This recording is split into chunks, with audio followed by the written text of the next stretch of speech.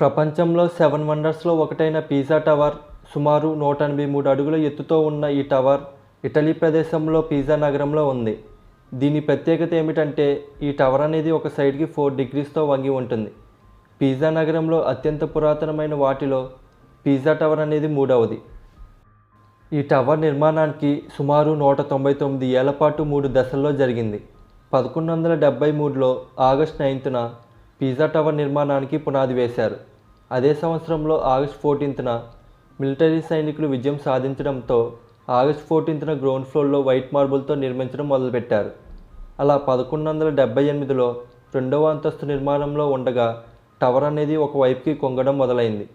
దీనికి గల కారణం బలహీనమైన నేలలో పునాది కేవలం 3 మీటర్ల వరకే పునాది వేయడంతో ఇది కొంగడం మొదలైంది. దాంతో ఈ నిర్మాణం 1 శతాబ్దం పాటు ఆపేశారు. అలా 1 శతాబ్ది పాటు నిర్మించడం ఆపడంతో కిందున్న నేల గట్టిపడింది. ఒకవేళ నేల గట్టిపడకపోయి ఉంటే టవర్ అనేది కూలిపోవడం జరిగేది. 1233న డిసెంబర్ 27న టెనెంటో అనే కార్మికుడు నిర్మాణాన్ని పర్యవేక్షించాడు.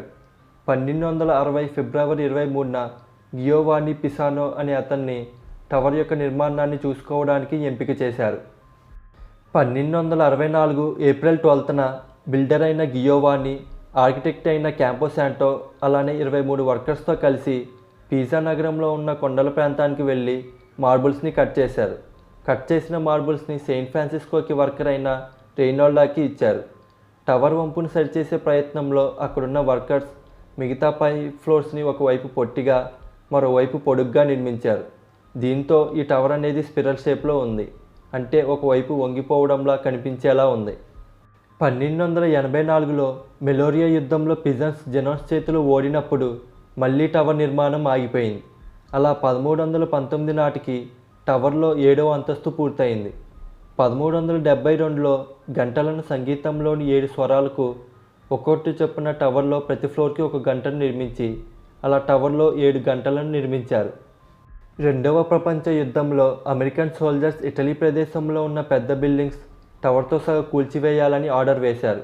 ఎందుకంటే జర్మన్ ట్రూపర్స్ వాళ్ళు ఆ టవర్ని ఒక అబ్జర్వేషన్ పాయింట్గా ఉపయోగిస్తున్నారని, దాంతో అమెరికన్స్ వాళ్ళు శత్రువులను కనిపెట్టలేకపోతున్నామని చెప్పారు. నిజానికి ఆ టైంలో ఇటలీని జర్మన్స్ వాళ్ళు ఆక్యుపై చేశారు.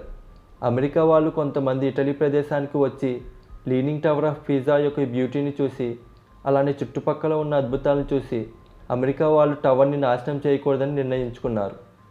టవర్ని స్ట్రైట్ పొజిషన్లోకి తీసుకురావడానికి ఇటలీ ప్రదేశం చాలా ప్రయత్నాలు చేసింది, కానీ అవన్నీ విఫలమయ్యాయి.